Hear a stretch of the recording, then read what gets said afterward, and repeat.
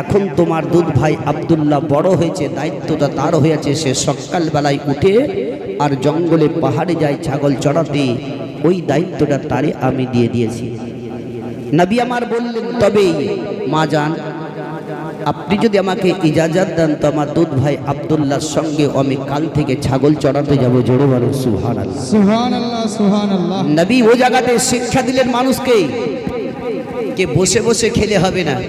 নবী বলছেন কি আমি বসে বসে কত এভাবে থাকবো, তাহলে আমার দুধ ভাইয়ের সঙ্গে আমি ছাগল চড়াতে যাব।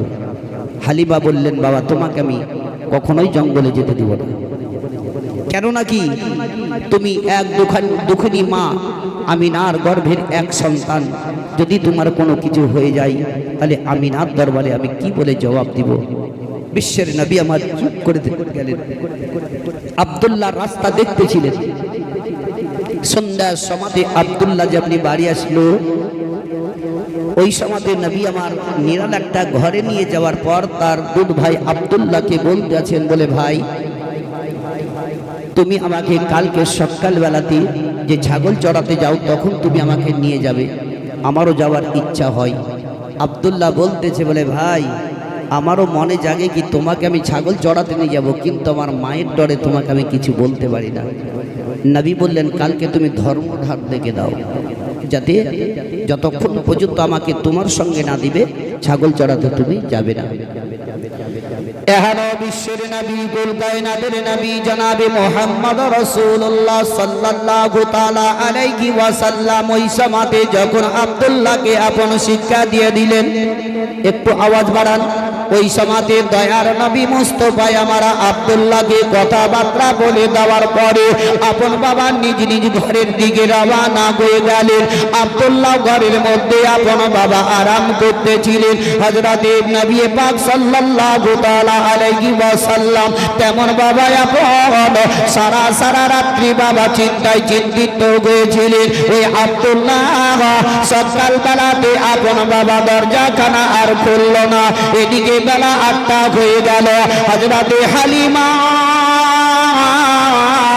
রাদিয়াল্লাহু তাআলা আনহা আব্দুল্লাহর দরজার কাছে গিয়ে আপন আওয়াজ দিয়ে বলতে লাগলেন, বলে বেটা আব্দুল্লাহ, দেখো এখন বেলা ৮টা হয়ে গেল, তবে এখন কি তুমি আজকে ছাগল নিয়ে যাবে না?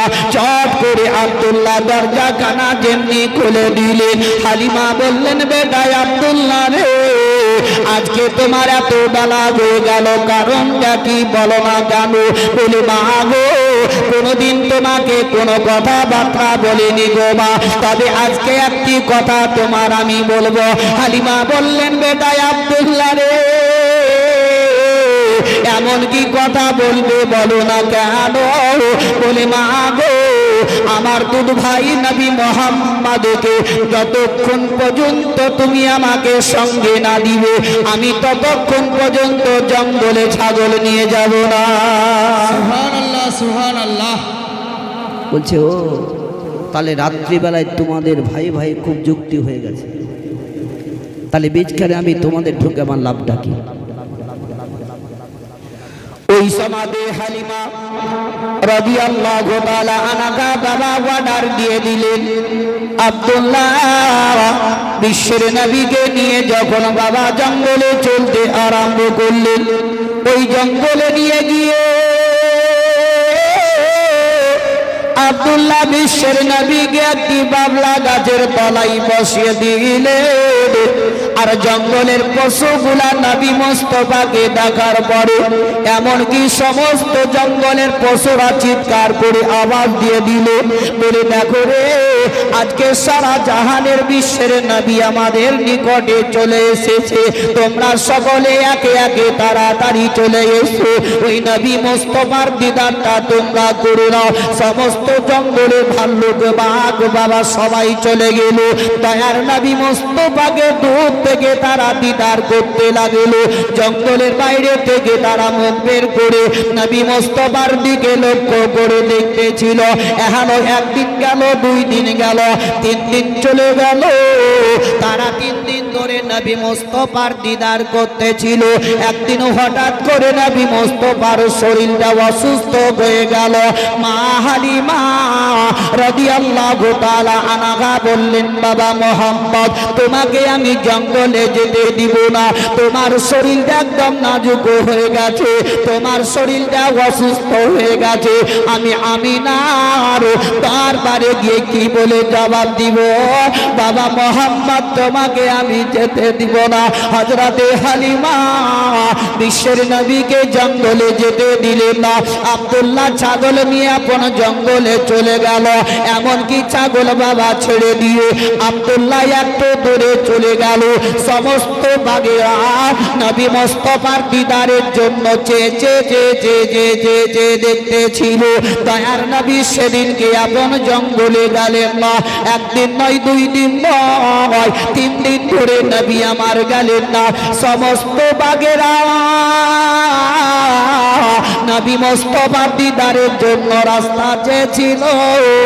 দয়ার নবী মুস্তাফাকে না দেখতে পেয়ে সমস্ত জঙ্গলের পশু বাগেরা খাওয়া দাওয়া বন্ধ করে দিল, পানি পর্যন্ত পান করা বন্ধ করে দিল।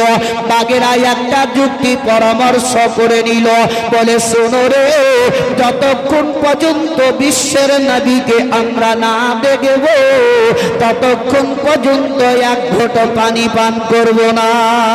সুবহানাল্লাহ, সুবহানাল্লাহ। দেখেন, জঙ্গলের পশুরাও বলছে নবীকে যতক্ষণ পর্যন্ত না দেখব আমরা এক ঘট পানি পান করব না। তাহলে জঙ্গলের পশুরাও নবীকে চিনেছে কি ভাই? চিনেছে না চিনেনি? আজকে তো আমরা সেই নবীরই উম্মত। তবে আজ আমরা নবীর কি আদর্শ পালন করি বলো? কি নবীর সুন্নত পালন করছি? পরিবর্তন হন, জীবনে যায়, শুনছেন, শুনেন। এখনো বিশ্বের নবীজি 3 দিন ধরে যখন গেলেন না, সমস্ত বাগেরা যুক্তিগুলো, একটা কথা শোন, যখনই তার ভাই আব্দুল্লাহ ছাগল নিয়ে জঙ্গলে আসবে, ওই সময়তে একটা ছাগলকে তুলে নিয়ে চলে আসবো। তাহলে এই ছাগলের বাহানাতে নবী যখন চলে আসবে, নবীর আমরা সবাই দিদার করে বোঝরে বল সুবহানাল্লাহ, সুবহানাল্লাহ, সুবহানাল্লাহ। ও বাগেরা বন বাবা যখন যুক্তি পরামর্শ করে নিল, আব্দুল্লাহ এদিকে জঙ্গলে ছাগল যখন নিয়ে চলে গেল, এদিকে বাগেরা রেডি হয়েছিল ওই ছাগল ধরার জন্য। আব্দুল্লাহ দূরে যেমনি চলে গেছে, এদিকে একটা বাঘ জঙ্গল থেকে বেরিয়ে আসার পরে খপ করে ছাগলটাকে ধরে নিয়ে জঙ্গলের ভিতর দিকে চলতে লাগলো। আব্দুল্লাহ নজরটা পড়ে গেল, ছাগল ধরে নিয়ে চলে গেল। আব্দুল্লাহ দৌড়ে দৌড়ে জঙ্গলের কাছে চলে এলো। আব্দুল্লাহ বজর নয়নে কাঁদতে লেগে গেল। আব্দুল্লাহ 2 চোখের পানি ঝরঝর করে চলে যায়। আব্দুল্লাহ মনে মনে চিন্তা করলো, বলে আল্লাহ গো, আমি মার কাছে গিয়ে জবাবটা কি দিব? এই জঙ্গলের পশু ছাগলটা তুলে নিয়ে গেছে, যেই ছাগলটাকে নিয়ে মা জননী গর্ভ করত, যেই ছাগলটাকে নিয়ে মা এত ভালোবাসতো, ওই ছাগলটাকেই জঙ্গলের বাগেরা নিয়ে গেল। তবে মায়ের কাছে আমি জবাবটা কি বলে দিব? আব্দুল্লাহ কাঁদতে কাঁদতে ওই বাড়ির দিকে রওনা হয়ে গেল। আব্দুল্লাহ দরজাতে গিয়ে হাউমাউ করে কাঁদতেছিল। হযরতে হালিমার কানের মধ্যে আওয়াজ চলে গেল। হালিমা চট করে দরজাখানা খুলে দিয়ে দেখছে তো বেটা আব্দুল্লাহ দরজাতে দাঁড়িয়ে কাঁদে। আব্দুল্লাহ বলতে লাগলো, মা গো, ও গো আমার গর্ভধারিণী মা, আমি একটি কথা বলবো গো মা। হালিমা বলতেছে, বেটা আব্দুল্লাহ, তুমি তো কোনদিন এসে আমার দরজাতে কান্না করোনি, তবে আজকে কেন এইভাবে কান্না করো? তোমার 2 চোখ দিয়ে কেন পানি পড়ে যায় বেটা? আব্দুল্লাহ বলে, মা গো, তুমি যেই ছাগলটা নিয়ে গর্ভ করতে গো মা, ওই ছাগলটাকে জঙ্গলের পশু বাঘ তুলে নিয়ে গেছে। হালিমা ওই সমাজে বললো, বেটা আব্দুল্লাহ রে, তবে বাঘের ক্ষমতা কি করে হলো কি আমার ছাগল বাঘে নিয়ে গেছে? সুবহানাল্লাহ, সুবহানাল্লাহ। বলছি, কার ক্ষমতা কি করে হলো? বিশ্বের নবী ঘরের ভিতর থেকে শুনছেন। হালিমা বলছেন, চলো দেখে তাদের সাহসটা কি করে হয়। হালিমা, হারিস, আব্দুল্লাহ, তারা তিনজনা যখন যাচ্ছে ওই সময়তে বিশ্বের নবী ঘর থেকে বেরিয়েছে, বলছে মা তোমরা যতই যাও তোমাদেরকে ওই জঙ্গলের পশু কখনো ছাগল দিবে না। জোরে বলো সুবহানাল্লাহ। সুবহানাল্লাহ সুবহানাল্লাহ। বলছে আমি যাব দেখি ছাগল দেই কি নাই।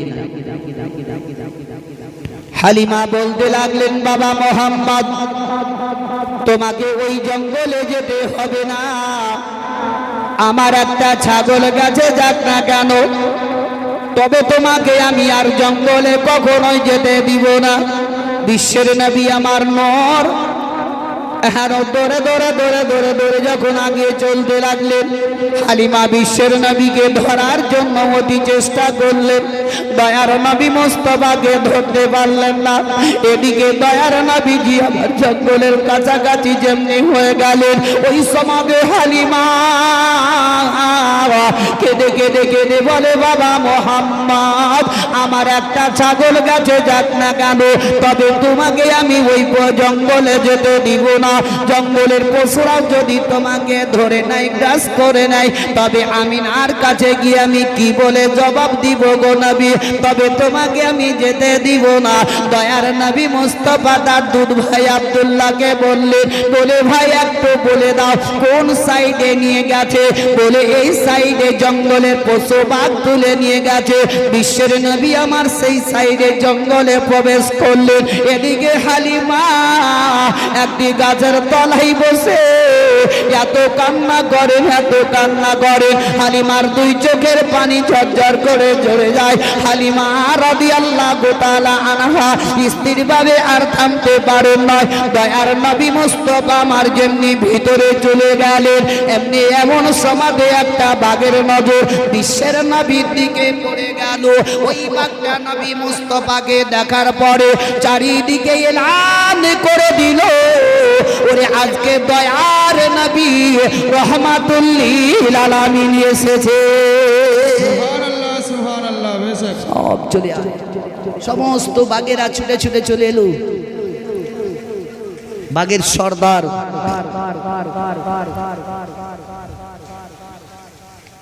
সেও আপন বুঝলেন, হাজির যখন হয়ে গেছে ওই সময়তেই আপন কি বাঘ বলতেছে, রে জঙ্গলের পশু বাঘ বল তোদের ক্ষমতা কি করে হলো কি, আমার দুধমা হালিমার ছাগল তুই তুলে নিয়ে এসছি। ওই সমাজে বাঘ আপন বাবা আল্লাহর নবী দয়ার মুস্তাফাকে জবাব দেওয়ার জন্য আসমানের দিকে মুখটা ছেড়ে দিয়ে বলতে লাগলো, গো আল্লাহ একবার আমার জবানটা খুলে দাও, যাতে তোমার বিশ্বের নবীর সঙ্গে আমি আলাপ আলোচনা করতে পারে। ওই সমাজে আল্লাহ তাবারক ওয়া তাআলা ওই বাঘের জবানটা যেমনি খুলে দিল, সঙ্গে সঙ্গে বাঘ বলে, ইয়া রাসূলুল্লাহ, ইয়া হাবিবাল্লাহ, নবী গো আপনার ওই ছাগলটা যে আমরা তুলে নিয়ে এসেছি, ওই ছাগলটা খাবার উদ্দেশ্য নয় ইয়া রাসূলুল্লাহ।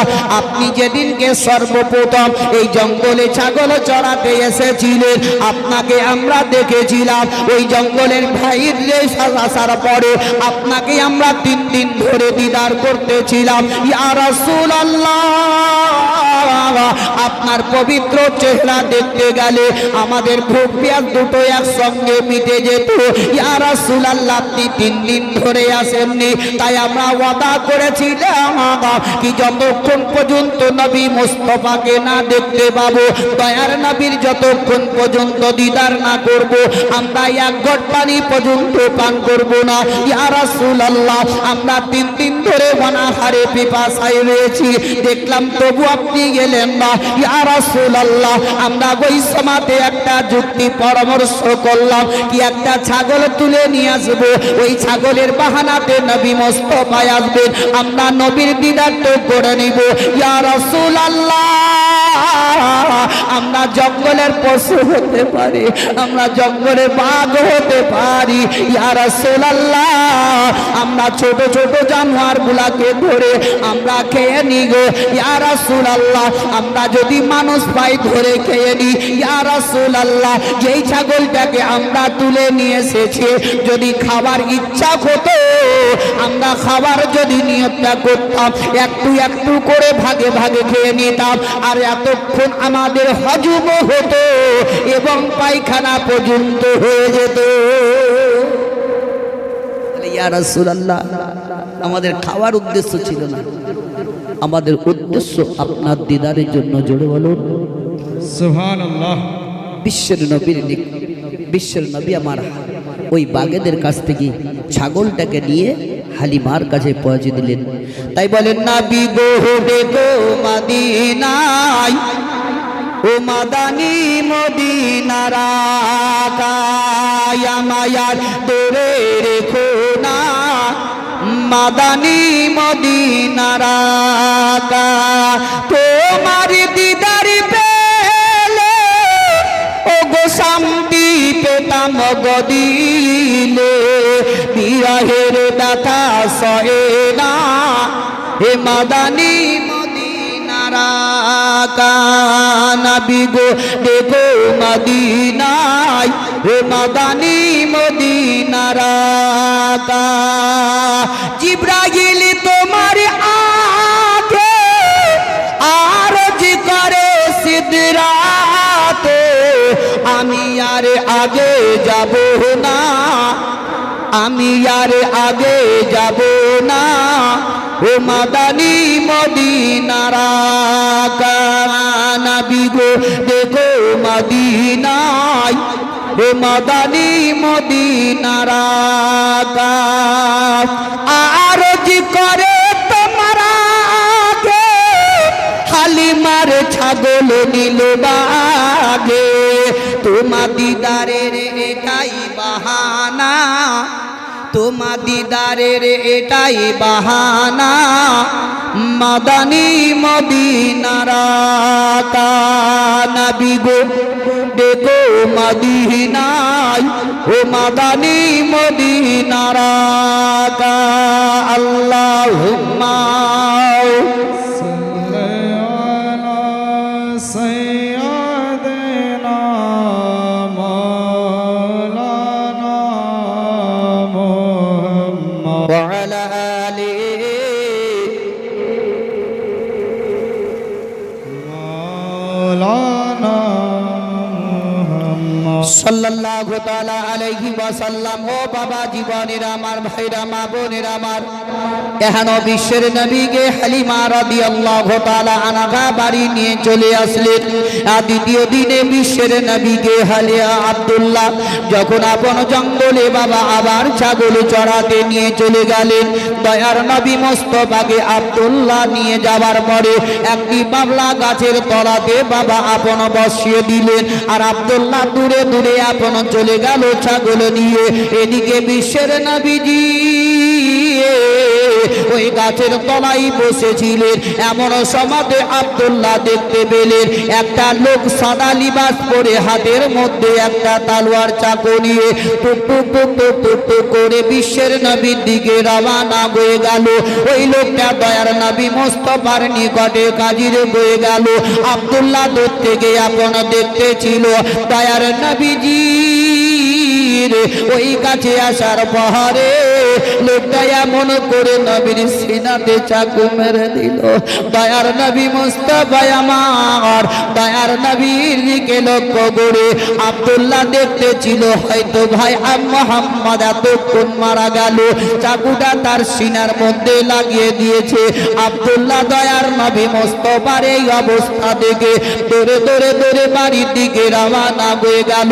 আব্দুল্লাহ কাঁদতে কাঁদতে মা হালিমার কাছে চলে গেছে। হালিমাকে বললেন, মা গো, আমার যে দুধ ভাই নবী মোহাম্মদকে নিয়ে গেছিলাম, মা ওই ভাইকে এমন করে চাকু মেরে দিল, মা এতক্ষণ হয়তো মরে গেছে, হয়তো আর বাঁচবে না গো মা, এমন করে তালোয়ার মেরে দিয়েছে। আব্দুল্লাহ যেমনি কথা হালিমাকে বলে দিল, সঙ্গে সঙ্গে হালিমা বাবা শোনার পরে এত কাঁদতে লাগেল।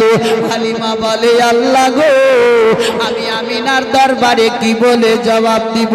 আমি যে মোহাম্মদকে নিয়ে এসেছিলাম, এই মোহাম্মদকে আর হয়তো জীবিত পাবো না।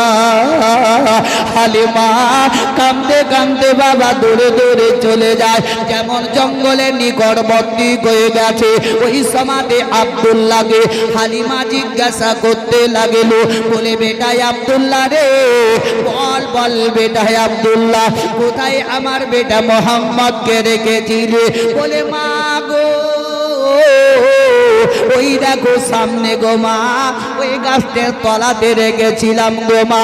হালিমা দৌড়ে দৌড়ে বিশ্বের নবীর কাছে যেমনি চলে গেলেন, দেখছেন তো নবী চার হাত পাকে নাড়িয়ে নাড়িয়ে খেলাধুলা করতেছিলেন। হালিমা বিশ্বের নবীর কাছে যাওয়ার পরে হালিমা নবীকে দেখছেন তো হাত পা নাড়িয়ে খেলাধুলা করতেছিলেন। হালিমার কান্না দেখে বিশ্বের নবী জিজ্ঞাসা করলেন, মা গো, কেউ কি তোমাকে খারাপ কথা বলেছে? কেউ তোমাকে কত কথা বলেছে? কেন তুমি এইভাবে কান্না করো? হালিমা বললেন, বেটা মোহাম্মদ, আমার কথা জিজ্ঞাসা করতে হবে না, তবে তোমার দুধ ভাই আব্দুল্লাহ যে কথাটা বলেছে সেটা সত্য কিনা একবার বলে দাও। সুবহানাল্লাহ। বলছে, তোমার দুধ ভাই যে কথাটা বলেছে এটা সত্য না মিথ্যা বলো। নবী বলছেন, মা, আমার দুধ ভাই আব্দুল্লাহ যে খবরটা তোমাকে দিয়েছে ওটাই সত্য। জোরে বলো। বিশ্বের নবীর শরীরে জামাটা হটিয়ে হালিমা যদি দেখছেন তো যে সিনাটা চাক করা হয়েছিল সেই জায়গায় একদম বরাবর হয়ে গেছে, কিছু বুঝতেই পারা যায় না কি এখানে চাকু মারা আছে। বেশক সুবহানাল্লাহ। আমাদের দেশের মানুষের যদি অপারেশন করা হয় তো দেখবেন এমন কোনো মহলম ওঠেনি কি তাকে লাগিয়ে লাগিয়ে তার দাগটা মেটাবে পারবে? ভাই, দাগ দাগই থাকবে। কিন্তু নবীর সিনা চাক করা হয়েছিল, তবু কিন্তু নবীর কোনো এক চুল বরাবরও কোনো নিশানা ছিল না। জোরে বলো সুবহানাল্লাহ, সুবহানাল্লাহ। হযরতে হালিমা রাদিয়াল্লাহু তাআলা আনহা বিশ্বের নবীকে নিয়ে আসার পরে আপন মনে মনে চিন্তা করলেন, এ নবীকে আর এই জায়গায় রাখা হবে না, চলো এবার মক্কা নগরে পৌঁছে দিই। কি হলো, সব উঠাউঠি করছে কেন? না কি চলাফেরা করছে? না বিড়ি খাবার মনে হয়েছে মতলকে? যাই হোক, আরে ভাই, খাবার লেগেই তো করেছে আপনাদের আমাদের লেগেই। অত কোনো ছটপট করতে হবে? খাবো আজকাল রাতটা, আগামীকালকে পাবো ঘুরে? আর ওই পাবেন কর বলেন তো, এই রাতটা আগামীকাল আর পাবো না। যে আপনাদের আমাদের নিকটে আলে রসুল একজন পীর সাহেব এসছেন, আগামীকালকে যে পাবো তার কোনো ভরসা আছে? বলুন। তাহলে আমরা এসেছি আদবি জায়গায়, বসে থাকুন না, ইনশাল্লাহ নসিবে ভাগ্যে যদি থাকে তো ঠিক মিলে যাব। মিলবে না? মিলবে না? যেমন ভাগ্যের কথা মনে করলাম, একটা কথা মনে পড়ল। একটা ছেলে বলছে কি আমি খাবো না, দেখে আল্লাহ কি করে খাওয়াই। কিছু কিছু লোক বলে না কি আমি খাবো না, আল্লাহ আমাকে কি করে খাওয়াবে দেখি খাওয়াই। তো আর মা বলছে আর বেটাকে বলছে, বেটা খাবারটা খাও। তো যে খাবো না, খাও, খাবো না। মা কিছুক্ষণ থেমে গেল, কিছুক্ষণ পরে আবার বলছে, মা গর্ভধারিণী মা, সহ্য করতে পারে না। বলছে, বেটা খাবারটা খেয়ে নাও। বলছে, না খাবো না। এই ছেলে দেখছে কি মার কাছ থেকে যদি হোটে না যায় তো কাল বারবার জিড়িবিড়ি করবে, তখন খাবার আমাকে খেতেই হবে। দেখি আল্লাহ আমাকে কি করে খাওয়াই, আমি খাবোই না। একটু হোটে গেল, মা আবার চলে গেছে, বেটা খাও। যে না খাবো না। ই রেগে বুঝলেন একটা জঙ্গলে চলে গেছে, জঙ্গলে বসে বসে খুব পড়ে আছে, দেখি আল্লাহ আমাকে কি করে খাওয়াই। গর্ভধারিণী মা সহ্য না করতে পারে সেই জঙ্গলে গিয়ে আবার সেই খাবারকে নিয়ে দিয়ে বলছে, বেটা খেয়ে নাও। বলছে, না খাবো না। একটু হটে গেল, মা দেখলো কি ঠিক আছে খাবারটা রেখে যাই, খিদা যখন লাগবে তখন ঠিক খেয়ে নেবে। এর মা চলে গেছে বুঝলেন। কিছুক্ষণ পরে বুঝলেন দুটা চোর ওই রাস্তা দিয়ে আসছিল। তো আস্তে আস্তে ওই ছেলেটাকে চোখের নজরে পড়ে গেছে, আবার সামনে দেখছে তো খাবার কিছু আছে। এই চোর বুঝে আমাদের খুব ভাগ্য ভালোই হলো, চল খিদাও লেগেছে, খাওয়া দাওয়া খাওয়া করবো করে এখান থেকে পালিয়ে যাবো। ছেলেটার কাছে আসিল, আসার পরে দুই চোরে মনে মনে চিন্তা করছে কি যদি খাবারে বিষ দেওয়া থাকে তো খেলি তো মরি যাবো। তাহলে আগে ওকেই খাওয়াই, তারপর দেখ আমরা খাবো। তাহলে যদি বিষ দেওয়া থাকে তাহলেও খাবে না। তখন ওই ছেলেটাকে বলছে, এই আগে তুই খাবারটা খা, তারপর আমরা খাবো। বলছে না খাবো না। বলছে খা, না খাবো না। তাহলে আর একটা চোর যাকে দেখ কয় কি লাগে, মার দেখ খেতে লাগে, হোকা কয় কিল মেরে দিয়েছে বুঝলেন, তবুও খাই। বলছে না খাবো না। তো যে বলছে তোমরা খেয়ে দাও। বলছে না তুই যদি বিষ দিয়ে খাচ্ছি তাহলে আমরা মরে যাবো খেলে, তুই খা। আর একটা চোর বলছে একে চপ্পল করে লাগ পিটতে, ঠিক খাবে। এই চপ্পল ধরে যখন লাগলো মারতে বুঝলেন, তখন মারের ভয়ে বলছেন আর থাকা যাবে না, তো শেষ করে দিবে। বলছে থামো, এবার খাবার খাই। খেতে যখন যাবে, খেতেই খেতেই ওই সময়তেই ছেলেটা বলছে, আল্লাহ কোনো জায়গায় খাও খাও, আর কোনো জায়গায় চপ্পলও বলছে এবার খাও। আল্লাহ তুমি জানো কেমন করে কাকে খেলেতে হয়, তুমি একমাত্র আল্লাহ, তুমিই জানো। সুবহানাল্লাহ, সুবহানাল্লাহ। তাহলে রুজির মালিক হচ্ছে আল্লাহ, কি করে আমাদেরকে খাওয়াবে একমাত্র আল্লাহই জানে। বেশক। যতই ছটফট করে আগে আগে ভিড়েন কেন, তবুও নসিবে যদি না থাকে জুটবে না। কি ঠিক আমাদের জন্য আপনারা যে করেছে, তাতে আমরা কেন তো হুড়াহুড়ি করবো, ঠেলাঠেলি বা কেন করবো? আর যদি খেতেই যদি না পাই তো কি মরে যাব? এসছি কিছু শুনবো, শোনার পরে কেন্দ্রে যাব। একবার ভক্তি বলে জোরে সে দৌড়তে পাক পড়েন আল্লাহুম্মা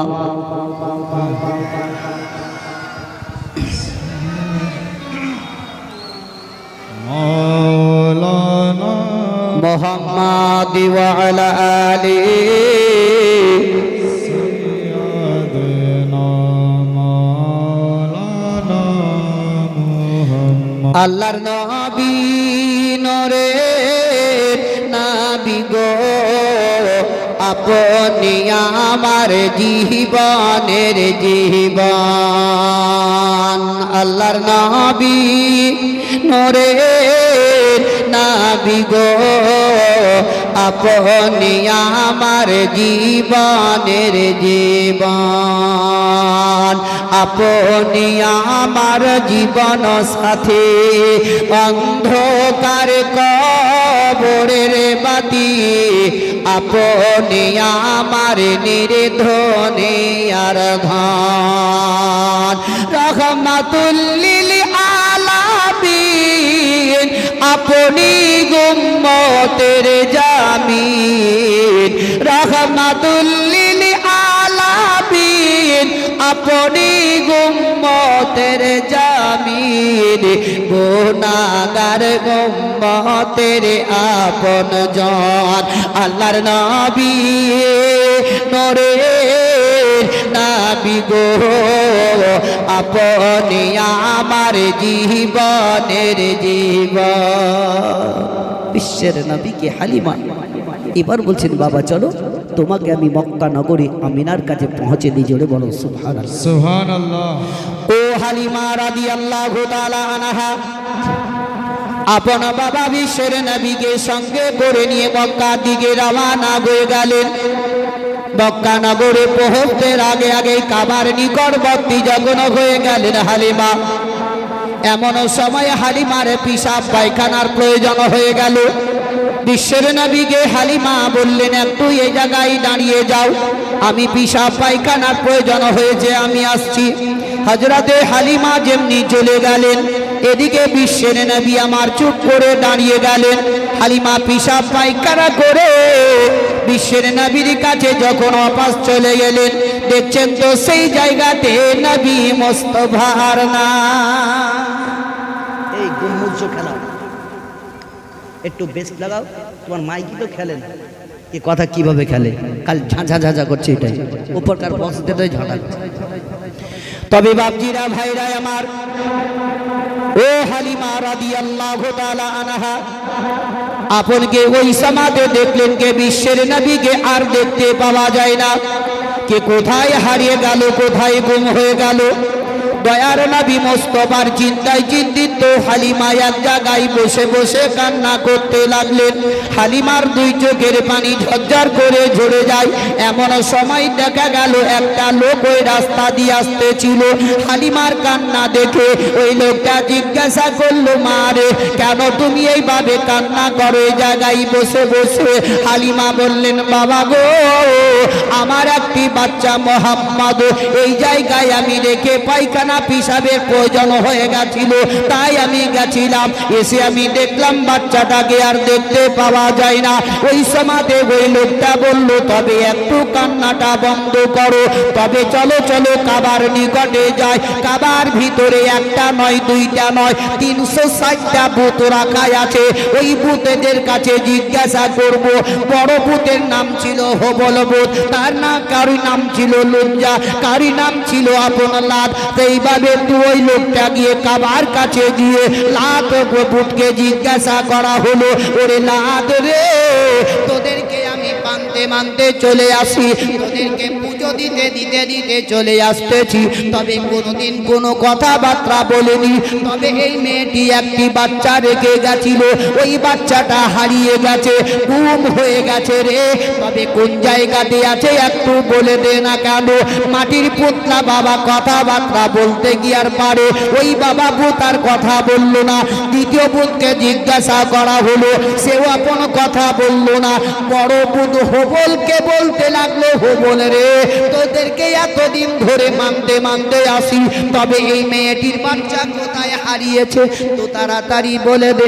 ওই সমাজে বাবা কোন আপন হবল ভূত কথাবার্তা বলল না। আপন ওই লোকটা চুপ করে গেল। হালিমা কাঁদতে কাঁদতে কাঁদতে কাবার নিকট থেকে একটু দূরে চলে গেলেন। হালিমা কান্না করতেছিলেন। এমন সমাজে ওই কাবার সেবক নবী মুস্তাফার দাদা, যার নাম হলো আব্দুল মুত্তালিব, কাবাতে ঝাড়ু লাগার জন্য আসতেছিলেন। হালিমা কান্না করতেছিলেন। হালিমাকে আব্দুল মুত্তালিব দেখে দেখে নিয়ে চিনতে পেরে গেছেন সেই মেয়ে, যার নাম হলো হালিমা। সুবহানাল্লাহ, সুবহানাল্লাহ। আব্দুল মুত্তালিব বলছে, হালিমা কাঁদছো কেন? বলে, আমি সেই মোহাম্মদকে যে আমি নিয়ে গেছিলাম, একে এখানে দেখে আমি পিসাব পায়খানার জন্য গেছিলাম, এসে দেখছি তার নাই। বলুন, বিশ্বের নবীর দাদা আব্দুল মুত্তালিব কাবার সেবা ছিলেন, কাবাতে ঝাড়ু লাগাতেন। জোরে বলুন, আর একটু জোরে বলুন। সুবহানাল্লাহ। কাবাতে ঝাড়ু লাগাতেন। আর আজকালকার কিছু কিছু মুসল্লিরা বুঝলে যদি মসজিদে ঝাড়ু লাগায় তো প্রেস্টিজ চলে যায়, ঠিক। সম্মান চলে যায়, তাই না? যদি কোনো টাকা পয়সাওয়ালা যদি মসজিদ আছে, তুই যদি একটু ঝাড়ুটা ধরে, মনে কর সম্মানটা চলে গেল, ইজ্জত চলে গেল, মান সম্মান কিচ্ছু থাকবে না। পৃথিবীর দুনিয়াতে আল্লাহ বলেছেন, যদি আমি জান্নাত রেখেছি তো মসজিদ রেখেছি। বেশক। কেউ যদি পৃথিবীর মসজিদে ঝাড়ু লাগায় তো জানতে হবে কি আখিরাতে জান্নাতে আমি ঝাড়ু লাগাচ্ছি। সুবহানাল্লাহ, সুবহানাল্লাহ। বেশক। আর আজকালকার মুসল্লিরা কিছু ভেবেছে, ইমামদেরকে ইমামই মনে করে না। ইমামদেরকে মনে করছে, এই মৌলভী সাহেব ঝাড়ুটা দেননি কেন? এরা নকর পেয়েছে, চাকর পেয়েছে, তাই না?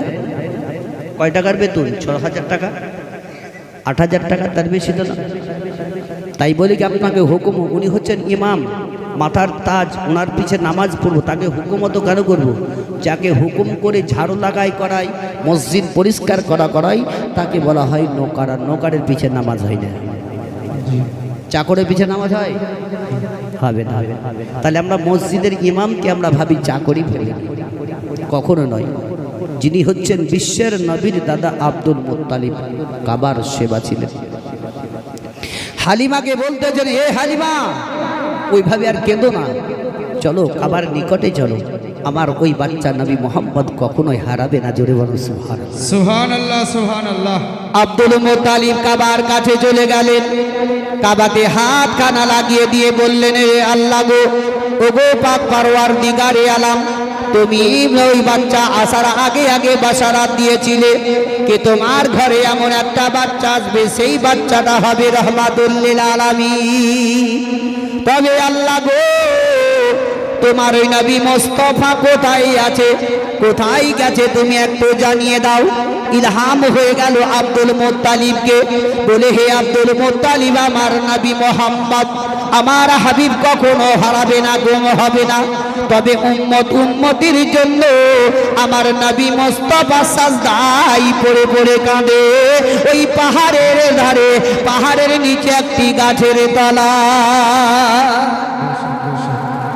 দয়ার নবী পৃথিবীতে আসার পরেও সাজদায় পড়ে পড়ে কেঁদেছেন। তাই বলে শায়ের, ও জানতে বড় ওই ইচ্ছা করে আমার হিয়া গো জানতে বড় ইচ্ছা করে আমার হিয়া গো তুমি যখন এলে গো মায়ামিনার কোলে তুমি যখন এলে গো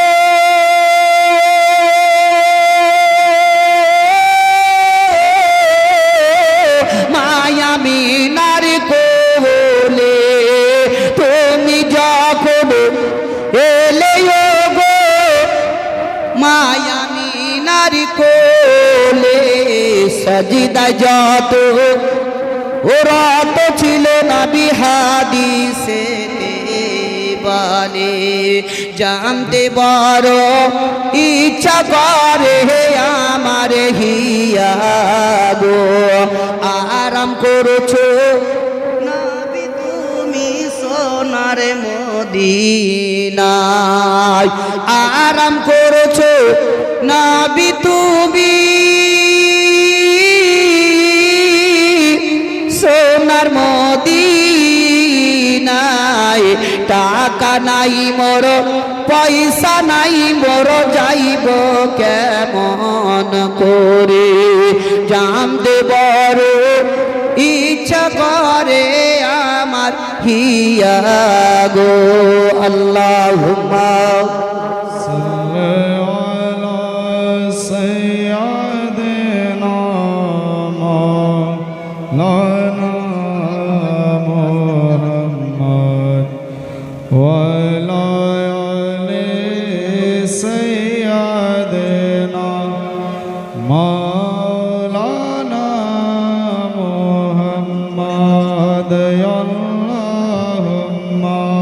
কথা বললে তো তোমার ক্যাচি করে না